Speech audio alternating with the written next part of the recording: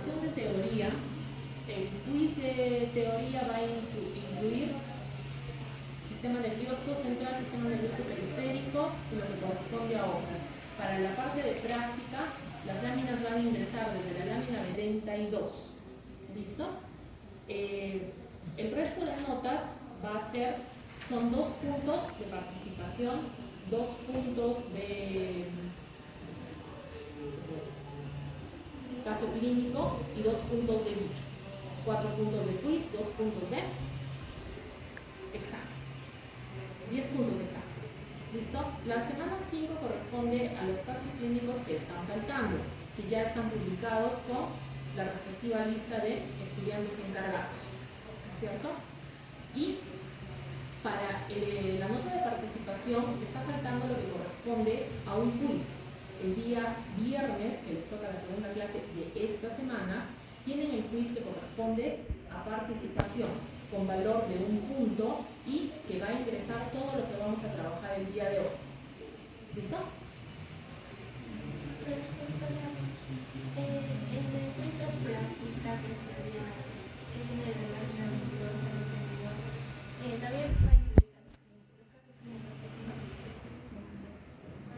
Puede ser, si es que, ¿cómo se dice?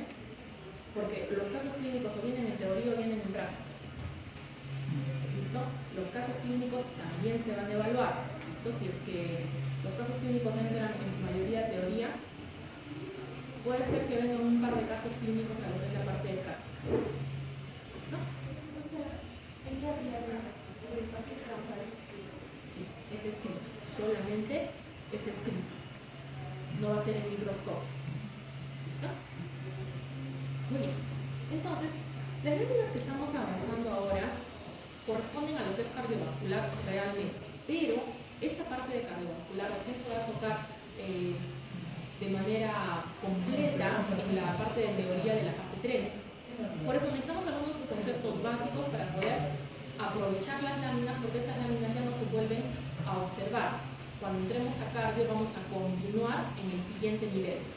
Cuando nosotros trabajamos el día de hoy, tenemos que comenzar a nivel de diafragma, pero toda la secuencia termina a nivel de cuello. Pues nosotros vamos a avanzar hasta la mitad en esta fase y las siguientes láminas van a continuar en la siguiente. ¿Listo?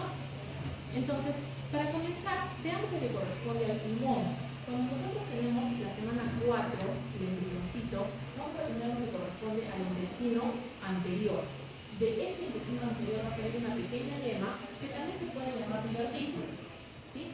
Es la yema respiratoria, que contiene 2 partes principales. En la parte interna está el endodermo y recubriendo y protegiendo a este endodermo está lo que corresponde al mesodermo esplagnopleuto. Como ustedes se están dando cuenta, la comunicación es completa y por lo tanto, para el final de la 4ª semana, primero se va a iniciar el cierre y luego van a ser 2 estructuras completamente independientes. Luego va a desarrollarse la parte proximal, lo que va a ser la tráquea, y va a separarse en el extremo caudal en las 2 yemas pulmonares. Obviamente desde allí van a crecer los pulmones. Cuando estamos en esta fase, recuerden ustedes que todavía no se ha formado la carita. Esto recién en el estadio de arcofaringio. Por lo tanto, aquí están los arcos faringios y en el medio de ellos, este pequeño orificio es la luz de la laringe. Pero tiene todavía que avanzar más en su desarrollo para que la estructura sufra apoptosis en la periferia de esta primera comunicación y la laringe se comunique de manera amplia con el resto de las estructuras y poder hacer que el aire ingrese hacia el aparato respiratorio. ¿Por qué hacemos hincapié en esto? Cuando nosotros revisamos la histología de un pulmón adulto, tenemos que recordar que en primer lugar tengo el epitelio. ¿Listo? Este epitelio se va a formar a partir del endodermo. Eso es lo único que va a ser el endodermo embrional. Mientras que en la periferia del alveolo yo necesito en primer lugar un vaso sanguíneo que transporte el oxígeno. Luego voy a necesitar músculo, es decir, ya sea que esté en el pulmoncito o que esté en todo el tracto respiratorio, tiene que haber una forma de cambiar el diámetro dependiendo de la necesidad de la persona. Y eso se va a lograr mediante músculo. Y además necesita un elemento de protección que evite que la tráquea colapse. Estos son los cartílagos. Y estos tres elementos se van a formar a partir del mesodermo, esplagno, plego. Hemos dicho que este es el final de la cuarta semana, es decir, hemos retrocedido bastante de lo que estábamos viendo. Aquí estamos viendo el desarrollo del primer estadio del pulmón. El primer estadio del pulmón se llama el estadio pseudoglandular. Aquí tenemos en la quinta semana, solamente se está produciendo la división de los bronquios, como ustedes la conocen, y luego el mesodermo está rodeando para formar recién las estructuras. Aquí todavía no tengo estructuras que me permitan hacer el intercambio gaseoso, por lo tanto en este estadio no se puede realizar ningún tipo de intercambio gaseoso. ¿Listo? Entonces, hemos dicho que inicia en la quinta semana y termina en la semana 15. Recuerden ustedes que las láminas que estamos estudiando se refieren al final de la organogénesis. Entonces, el embrioncito que van ustedes a observar aproximadamente tiene cerca de 8 semanas. Por lo tanto, las otras etapas del desarrollo pulmonar no se van a poder evidenciar en las láminas.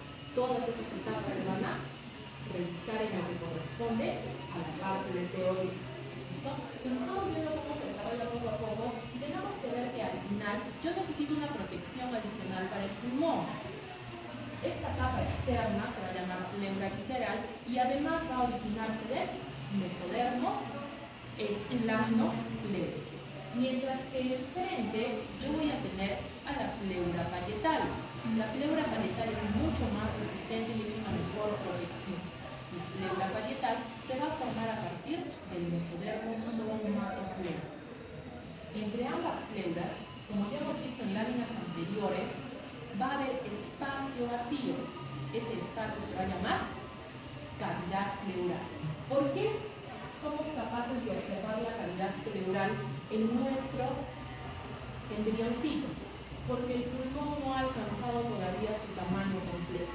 Recuerden ustedes que en el caso del adulto, el pulmón va a ocupar totalmente la cavidad pleural y por lo tanto ambas pleuras van a estar en contacto.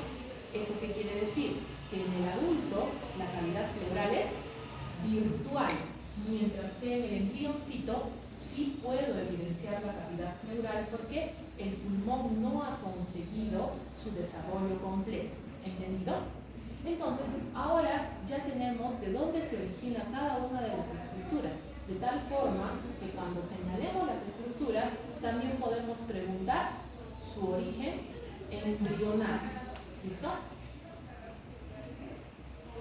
Eso es lo que tenemos que repasar en cuanto al pulmoncito.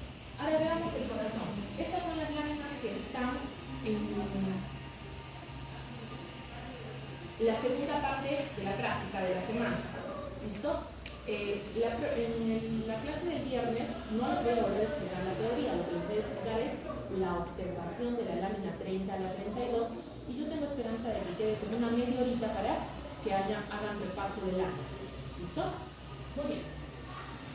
Hemos vuelto, ahora como estamos en corazón, tenemos que volver de nuevo. El día 15, ¿qué semana es, por favor? El día 15 es el primer día de la tercera semana. Entonces, en el día 15 mi embrioncito solamente tiene dos capas. ¿Cómo se llamaban esas capas? El epiblasto y el hipoblasto.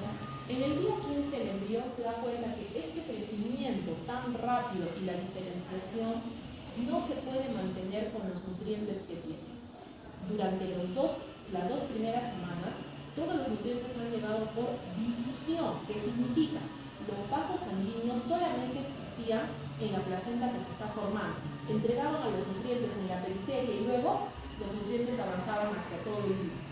Pero ahora se necesita de un sistema circulatorio organizado para que estos nutrientes puedan llegar mucho más rápido. Entonces, en el día 15, las células que están en el extremo de la línea primitiva van a comenzar a migrar. Este dibujito es más o menos el día 18. ¿Por qué? Ya se ha formado esta estructura en forma de herradura que se llama campo cardiogénico primario. Este campo cardiogénico ya va a comenzar a organizarse. ¿Ven ustedes todas las bolitas? Esta es la forma en que se forma una red vascular. Estos islotes se van a ir uniendo y van a ir formando redes circulatorias. Pero el campo cardiogénico primario no es capaz de formar todo el corazón. ¿Se recuerdan ustedes qué pasaba en la tercera semana? La formación de las tres capas. ¿Eso qué quiere decir? Que el mesodermo ya va a comenzar a avanzar y por lo tanto el mesodermo va a formar el campo cardiogénico secundario, que es más interno, no está dibujado acá, pero va a complementar al campo cardiogénico primario para lograr la formación de todas las estructuras. ¿Listo? Entonces, hay que tener en cuenta que no vamos a tener un origen único para el corazón. ¿Listo? El campo cardiogénico primario proviene del epiblasto y el campo cardiogénico secundario proviene del mesodermo. ¿Listo?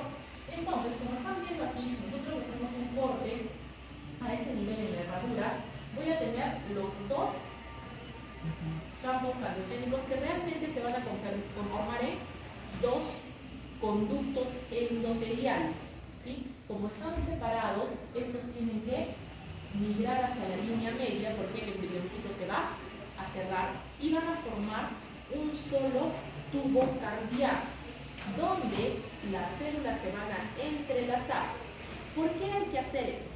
¿Se recuerdan cuando les conté de la retina? ¿Sí? La retina tenía dos capas, se acercaban y se quedaban juntitas. ¿Hasta qué día? Hasta que se sufría un golpe muy fuerte, la retina se separaba y mi paciente perdía toda la visión de ese pedazo.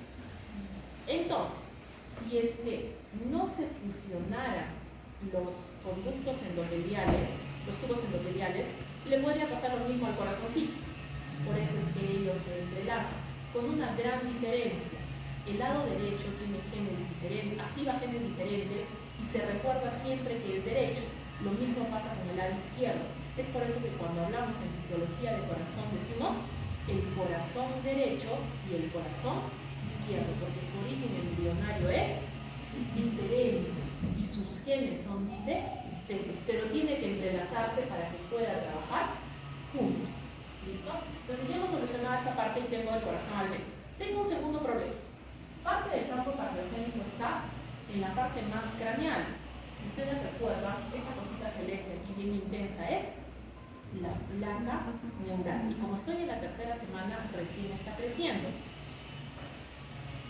Y por lo tanto, el corazoncito, el futuro corazón, este se llama conducto endotelial todavía, va a estar en la parte más craneal.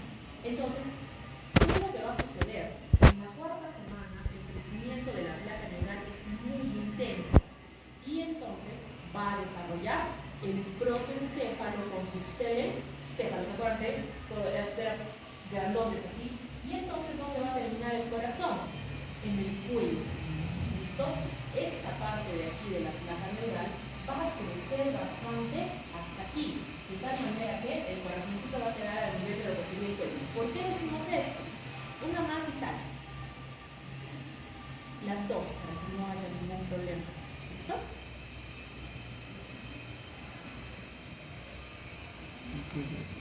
¿Por qué el corazón estaría a nivel del cuello? ¿O tenía usted alguna pregunta? Disculpe. En la hora de clase, yo le respondo las preguntas que cuando estábamos viendo nuestro embrioncito, los telencéfalos con el diencéfalo y el ojito, que eran tan grandes, habíamos visto unas bolitas pequeñitas que recién son los arcos faringios. Esos arcos faringios le van a dar lugar a la cara y el cráneo. Entonces, el corazoncito va a estar aquí hasta que la cara y el cráneo crezcan y el corazón llegue a su lugar habitual. Es decir, el corazón tiene un origen variado y también pasa por varias formas y ubicaciones hasta que se pueda ubicar. Por eso es que resulta un poquito más laborioso entender todo lo que corresponde a corazón. ¿Entendido? Entonces, relajamos lo que nos habían puesto aquí en el resumen. Dice que primero necesitamos unas células del epiblasto, ¿cierto? Que van a formar el campo cardiogénico primario que tiene esa forma de R. Y luego vamos a tener la participación del mesodermo una vez que se forme, claro está, y esto nos va a dar lugar al campo cardiogénico secundario. ¿Qué más? Hemos dicho que estos grupos de células van a comenzar a diferenciarse, van a generar mioblastos y también van a comenzar a generar células sanguíneas para poder transportar el oxígeno y los nutrientes de manera más fácil. Entonces, aquí ya tenemos al tubo cardíaco fusionado que está creciendo. Si ustedes ven la zona punteada, ese es el espacio que está reservado a la cavidad pericárdica, pero el tubo cardíaco está saliendo por todo lado. ¿Listo? Además, en este estadio inicial, en la parte posterior yo voy a tener meso. Recuerden ustedes que el meso lo que va a hacer es fijar a la estructura a la pared. Este meso va a durar muy poquito tiempo. Por eso se vuelven muy importantes los vasos sanguíneos. Estos dos vasos sanguíneos se tienen que mantener separados. ¿Para qué? Para que yo tenga una circulación derecha y una circulación izquierda. Además, estos vasos, esta parte de aquí que también va a contribuir a la formación de los grandes vasos, va a ser lo que permita que el corazón se ubique en su lugar. ¿Listo? Todavía hay espacio libre y no puedo tener el corazón flotando de manera inadecuada. Por eso es muy importante los vasos. Entonces, como tiene poquito espacio, va a tener que flexionarse y rotar para que termine como el corazón que ustedes han estudiado. Este es el que me interesa a mí, porque este es aproximadamente el de la quinta semana. En la quinta semana ya tengo las 4 cavidades. Si no tengo un pequeño problema, ahorita vamos a ver. Estas cavidades están completamente comunicadas unas con otras. Comprenderán que ese es un problema. Sino que este corazoncito, ¿por qué me interesa? Porque tenemos que ver cómo es que se transforma ese corazoncito, que no tiene divisiones, pero ya tiene músculo, en un corazoncito completo con todas sus divisiones. Cuando nosotros vimos el video en la fase anterior, ¿recuerdan ustedes cuándo dijo que comenzaba a latir el corazoncito?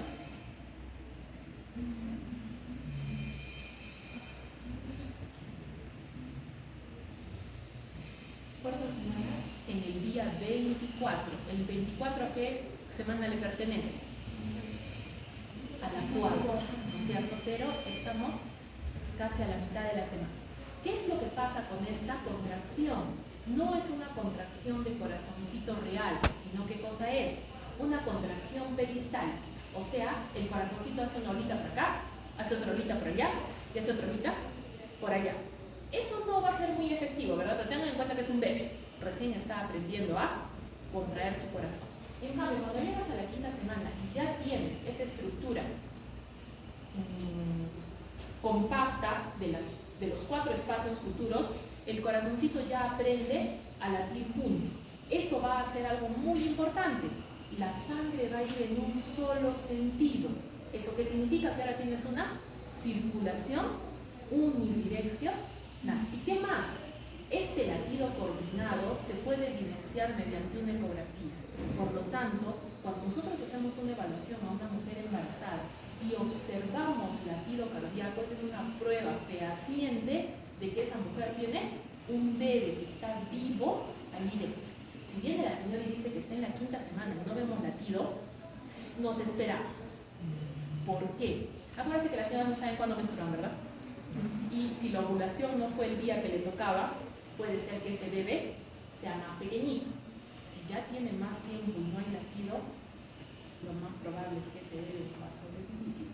¿Listo? Por eso, entender en qué momento suceden los cambios es muy importante. ¿Listo? Tengo una mamá de supuestamente 8 semanas con un corazón que no late, algo está muy mal. ¿Listo? Entonces vamos a concentrar en este corazoncito de 5 semanas. ¿Por qué? Porque ese corazoncito de 5 semanas es este de acá. Este corazoncito nos va a servir como referencia para el plano de corte. Este es el plano de corte. ¿Listo? Y a este corazoncito de 5 semanas le corresponde este dibujito.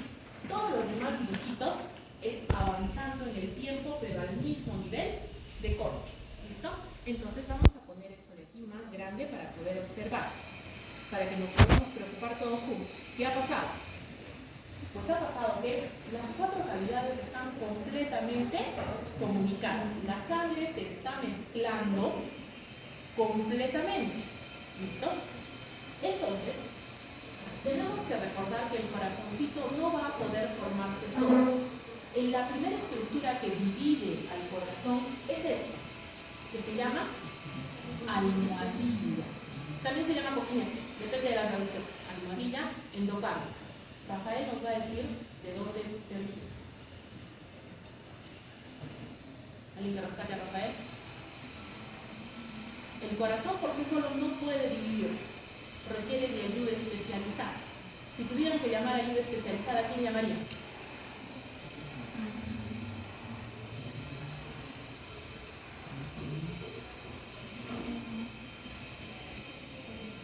A la cresta neural.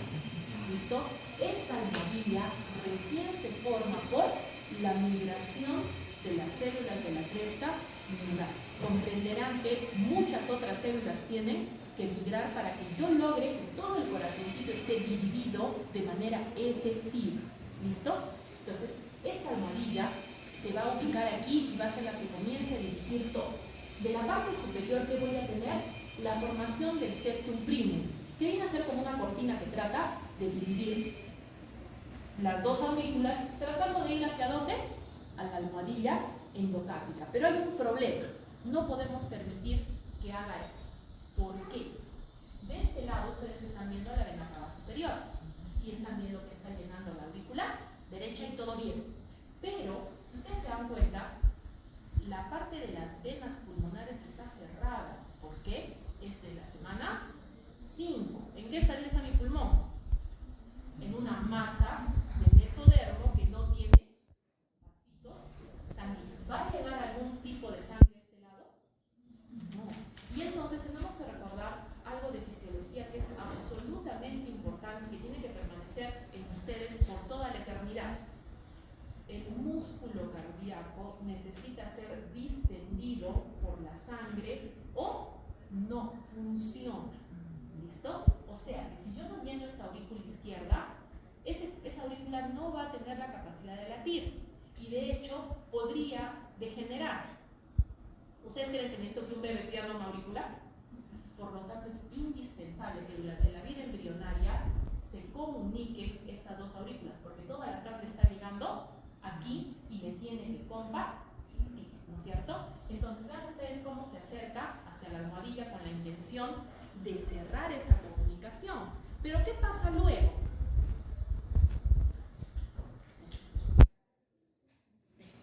¿Qué pasa luego?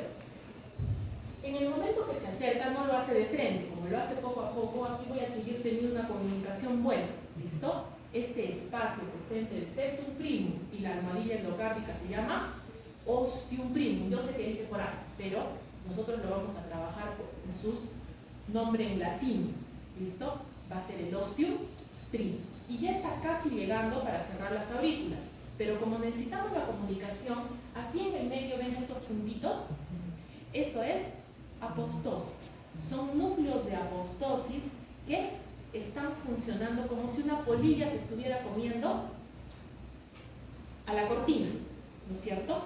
Y entonces de esa forma la sangre no solo está pasando por este huequito pequeño, sino por aquí también arriba y la aurícula se está llenando de manera efectiva. Entonces, ¿qué va a pasar después?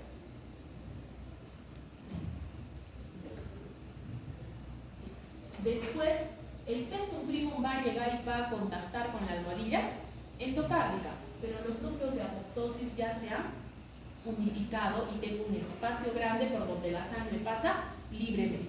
Este se llama osteo secundum. ¿Listo? Como nosotros vamos a trabajar con el corazoncito de la 8ª semana, ya no vamos a poder observar el ostium primum, porque se ha cerrado completamente. Lo que sí va a quedar en el embrioncito que nosotros tenemos es el osteo secundum. Sino que aquí viene un segundo problema. Esto va a funcionar bien en la vida intrauterina. Mientras el bebé esté ahí adentro, no hay problema. Problema: cuando el bebé nazca, ¿está bien que las dos aurículas comuniquen toda su sangre? No. Por lo tanto, tengo que generar una estrategia que sirva para cuando el bebé nazca, porque ahora esto está funcionando muy bien. ¿Listo? Entonces, en este caso, lo que voy a necesitar es un segundo septum. ¿Listo? Y se llama septum secundum. ¿Listo? Y va a descender ahí y también va a comenzar a crecer desde la parte inferior. El septum secundum, cuando complete su crecimiento, va a tener esta forma. En la parte superior va a ser ancho y en la parte inferior bien delgado. ¿Y qué tiene al medio? Un espacio vacío que se va a llamar foramen oval. ¿Listo? Esto lo vamos a ver con más detalle en nuestro siguiente dibujito, ¿no es cierto? Pues miren ustedes, ¿ven que quedó un pedacito de septum primum acá arriba? No se va a mantener así. Va a venir y va a reforzar al septum secundum y se va a convertir en una membrana gordita. Es súper fácil de ver en las láminas. ¿Listo? Muy bien. Hemos dicho que aquí ese pedacito, porque miren ustedes, se ve de un lado para el otro, ¿no es cierto? Entonces tiene que crecer un poco más. Aquí ya ha crecido un poco más, pero aún siguen viendo que hay una comunicación libre de un lado para el otro. Entonces, tiene que crecer un poco más. Ahora sí, el septum secundum viene desde la parte superior de las aurículas. Hay un espacio vacío que se llama foramen oval. ¿Listo? Foramen lo vamos a guardar exclusivamente para el espacio que queda en el medio del septum secundum, ¿no es cierto? Y este pedacito que se llamaría, también se llamaría septum secundum, pero es difícil de ver porque es muy chiquitito. ¿Listo? Lo que sí logro ver esto muy bien es el septum primum, que está pegado ¿a quién? A la almohadilla endocárdica. ¿Y este espacio de aquí cómo se va a llamar? Ostium secundum. Entonces, esto de aquí es como queda el corazoncito en relajación. Y aquí vamos a ver cómo es que funciona cuando está latiendo. ¿Por qué? Toda la sangre ha llegado a la aurícula derecha y ha empujado al septum primum. El septum primum es bien delgado, es una membrana bastante laxa que se mueve así. ¿Listo? Entonces, abre totalmente como una compuerta y se llena la aurícula izquierda. Y cuando la sangre quiere volver, ¿qué pasa? Como los dos entran en contacto, no se lo permite. De esta forma, el corazoncito funciona intraútero y cuando el bebé nazca y viene la aurícula izquierda con sus propias venas pulmonares, tampoco va a haber pasaje de sangre. ¿Entendido? Entonces, de esa forma, ya todo está funcionando bien. Todas estas estructuras las vamos a ver en nuestra lámina del viernes, ¿sí? Pero ustedes se la van a estudiar, bien estudiada, para que puedan aprovechar esas láminas y para que puedan ganar su puntito de participación, ¿verdad? Muy bien. Pasamos a la lámina 28. Todas nuestras láminas van a ser transversales y van a avanzar hasta el cuello. ¿Listo? Esta de aquí está justo encima del diafragma. Por eso es que si ustedes se fijan aquí, el ventrículo pareciera que solo es uno y no hay ninguna luz. ¿Por qué? Estoy justo en la base del corazón. ¿Sí? Acuérdense en qué semana más o menos estoy aquí. Octava. Para la octava, el corazoncito se parece a un corazón adulto. Le faltan todavía generar algunas cosas especiales, pero ya es, ¿no es cierto? ¿Qué más estoy viendo aquí? Todos los pedacitos que están a los costados del corazón son parte de la aurícula. ¿Sí? Con eso no se preocupen. Muy bien. ¿Qué más? Esa membrana ustedes ya la conocen. Es la membrana pleuropericárdica y en esta membrana tenemos que buscar tres cosas. ¿Ven este huequito chiquitín? Este es de un lado y aquí tengo el del otro lado. Son los nervios frénicos. ¿Qué tengo que saber sobre los nervios frénicos? Que son los más importantes para inervar al diafragma. Y el diafragma es el músculo principal de la respiración. ¿Cómo así? Cuando ustedes hicieron la lista de músculos respiratorios, toda esa lista enorme decía músculos accesorios. El diafragma tiene el mayor porcentaje de esfuerzo en la respiración. Entonces, este nervio frénico se origina en C4. O sea, no son las únicas fibras nerviosas que posee. El nivel principal para la formación del nervio frénico se llama C4. ¿Puede tener fibras de otros niveles? Sí. ¿Listo? Entonces, se origina ahí y es arrastrado por la membrana pleuropericárdica hasta casi el diafragma. ¿Listo? Y entonces, ¿qué pasa si mi paciente se golpea la médula a nivel de C4? Va a perder el nervio frénico y va a perder la capacidad de mover medio diafragma. Pero si el golpe es muy severo y se daña todo el nivel, tanto el derecho como el izquierdo, el diafragma se paraliza y el paciente deja de respirar inmediatamente. ¿Listo? Por eso es tan importante entender eso. ¿Sí? Muy bien. Y aquí al medio, si ustedes siguen la membrana pleuropericárdica, vamos a tener este vaso sanguíneo que está inmerso en la membrana pleuropericárdica, se llama vena cava inferior. De esa forma no se van a confundir. Yo les he dicho, la aurícula está libre, mientras que la vena cava inferior está atrapada o asegurada o fijada por la membrana pleuropericárdica. ¿Qué es esto? Esta zona de aquí la vamos a ver mucho mejor en la lámina 29 porque nos las tenemos que aprender. ¿Listo? Y en la parte posterior vamos a ver que la médula también ha cambiado. Ahora no solamente tengo el cuerpo de la médula, el cuerpo de la vértebra, sino que en la parte posterior ya van a aparecer los cachitos que van a ser la apófisis espinosa. En la lámina 29 la mayor parte de ustedes ya la van a tener cerrada. ¿Eso qué significa? Que la médula está segura entre una protección de huesos. Y todas las estructuras grandes que están saliendo para este lado son costillas. La costilla puede estar a este nivel, puede estar a este nivel o puede estar en la parte anterior, porque recuerden que recién se está formando. Aquí tenemos un pequeño conflicto con el esternón. El esternón es un cartílago impar que está en la línea media. Si yo tengo un montón de cartílagos aquí adelante, no se puede saber con exactitud cuál es cuál. ¿Por qué? Todos los cartílagos son iguales. ¿Cuándo se llama esternón? Acuérdense que va a seguir avanzando estos cortes. Puede estar en cualquiera de las láminas. Lo importante, ¿qué cosa es? Que sea un cartílago que está solito en la línea media y eso es el esternón. ¿Listo?